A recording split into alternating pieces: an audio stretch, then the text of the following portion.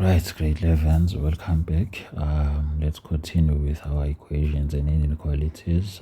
This is question 1 of Eastern Cape paper 2024 November. So let's look at what we have here. So they are saying solve for x, right? So we need to solve for x. So let's rewrite this. So we have x squared minus 2x minus 8 equals to